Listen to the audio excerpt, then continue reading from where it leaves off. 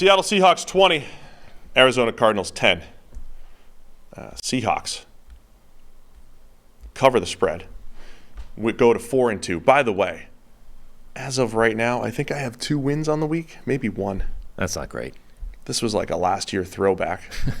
This was my only win. This is why it comes up. I think this is the only game I picked correct. I might have 1 win this entire week, but you have like 3. Yeah. And then Harry has 7. There were a lot of games that didn't make any freaking sense. Yeah, there were. Seattle 20-10. They moved to 4-2. Cardinals move to 1-6. Mm-hmm. Got away from them in the second half again. It did. It was a classic Cardinals game. Like, they got down early, and then they fought back. Nah, we're not going quietly into the night. Yeah.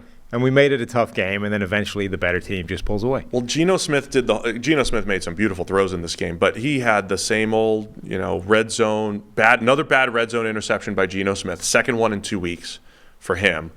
After not throwing one last year, despite leading the league in turnover-worthy plays in the red zone. But, like I said, Geno also had some nice plays in here. Jake Bobo with that beautiful touchdown that was in the end zone on a contested catch. Jackson Smith and Jigba with a touchdown in there as well. So you started to get some rookie contributions from the Seahawks passing attack. Bobo over Starling Thomas, the 5th, right? 4th, 5th? I think he's the 5th. 5th? Yes. Was like an undrafted free agent bowl. Yeah, I love it. Taking place down there. So the Jake Bobo touchdown. Here's what I'm going to do. I'm going to keep it short. There's not much else to talk about in this game, so you have a little bit of leeway to get into the discussion here. I forget who it was earlier this season, but somebody had the classic toe heel catching the ball, sort of backing up, going out of the end zone backwards play. I can't remember who it was, but they had like the perfect example where they caught the ball, came down, and their toes were in bounds, right?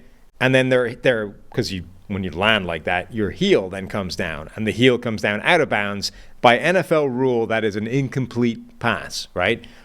But apparently, if you do that facing any other direction and your foot comes down in any other aspect, it's okay. So I already thought it was ridiculous that if your toe comes down backwards and then your heel comes down, it's incomplete. But if your toe comes down forwards and nothing else comes down, it's complete. To me, that's a kind of silly divergence of the rules.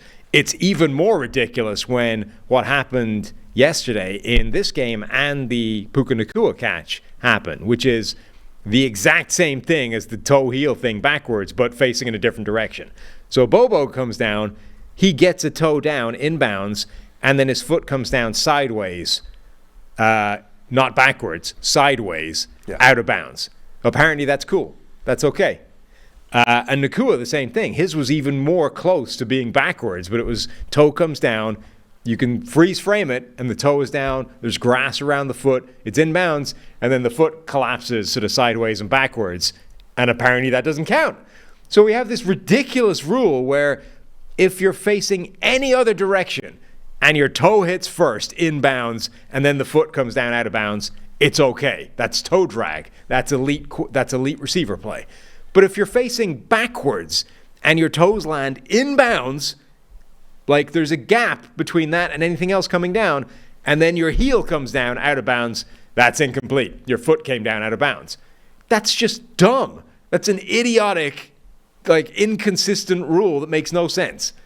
And that we've now seen, I don't think I've ever seen before in the same season, so clear an example of, this one is out of bounds and this one is inbounds, and it's the same play, just facing a different direction. We got 2 of them this week, and I forget who had the play earlier in the season when it was the perfect toe-heel thing.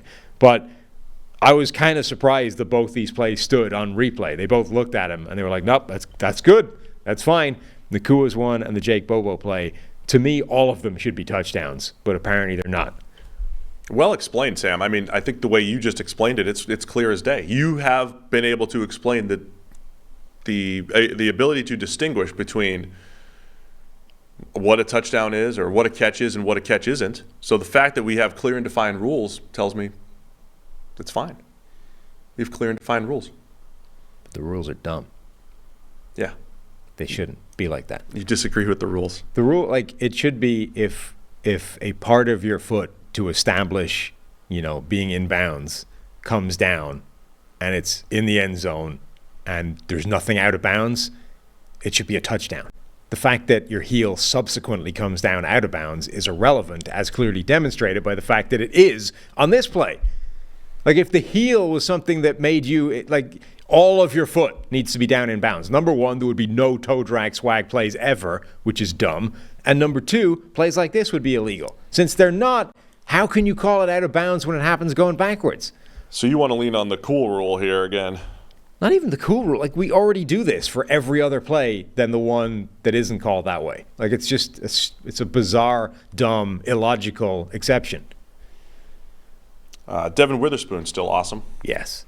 For the Seahawks. He is a throwback to, like, late 90s, early 2000s corners, where those guys were, like, hitting, were violent, aggressive, physical, in addition to being good cover guys. Like, he reminds me of, you know, players like Antoine Winfield, like the original, the senior. Like, he's that type of corner. Yeah, I don't like throwing Antoine Winfield comps around because he was unique, and I also gave Tyrann Mathieu that comp as well coming out. But yeah, Antoine Winfield, for those who don't remember, he could play outside, but then when he found his home in the slot, he really was like an extra linebacker there. And so Witherspoon so far this year has played outside. He's played in the slot. He has a 90 run defense grade this year. Which is very Winfield. Which is very Winfield-like.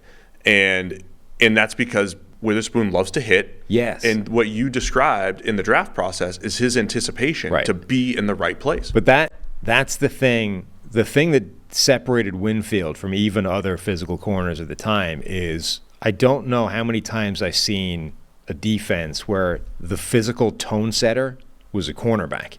You know, usually that's a linebacker or a defensive lineman or a Cam Chancellor safety, like the guy who makes that hit that sort of gets everybody jazzed and gets like the defense, you know, headed in the right direction, is very rarely a corner. Winfield was the physical tone setter of that Vikings defense. He was going to he would shut down like the screen game or anything short or runs to his side of the field.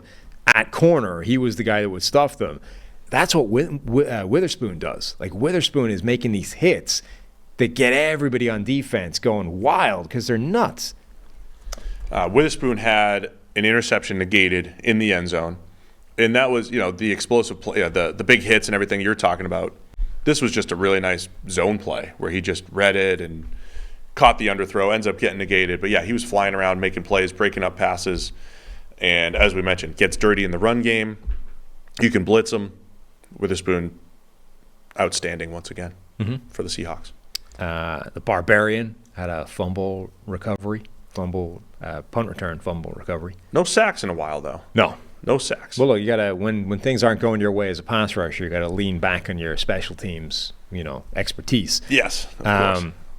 Yeah, as much as I complain about the rules thing, the Jake Bobo catch, by the way, was spectacular. Like, give kudos some credit to that. That was awesome.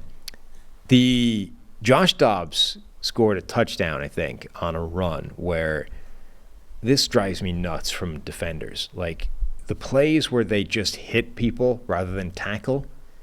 Like, he scored a touchdown where I think he gained 10 more yards because Tariq Woolen just tried to shoulder charge him. You're like, that's not going to tackle most NFL players because they can bounce. Like, if you don't actually wrap and try and bring the guy to the ground, and by the way, there's no reason not to in this scenario. The only reason to not try and wrap and tackle the guy is if you're going for like a punch on the ball and trying to spring it loose, or the hit is going to blast him out of bounds. But if you're just like hitting him in the open field with room to run, there's a pretty good chance that he's just going to bounce off your hit because you don't weigh, 280 pounds. You're not like LT out there. You're not going to deliver the kind of hit that's going to like completely decleat him. And if he stays on his feet, you've just given up a touchdown rather than setting him up first and goal from the 10. It is interesting the difference. Remember last year at this time, Tariq Woolen had a bunch of interceptions, a whole bunch of big plays as a 6'4", long, athletic corner. And people wanted to put him in the Sauce Gardner Defensive Rookie of the Year conversation. And honestly, one of the things that kept him out of there was his missed tackles, Woolen.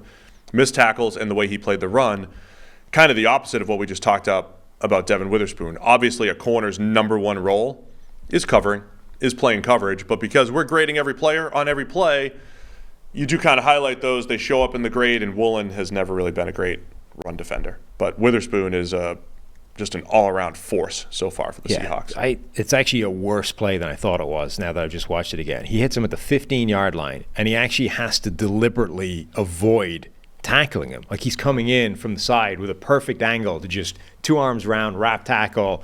Josh Dobbs is down at the 15-yard line. Instead, he actually turns himself away from Dobbs to be able to lead in and try and shoulder him, which actually punts him past Quandre Diggs, the safety, who then misses a tackle as well.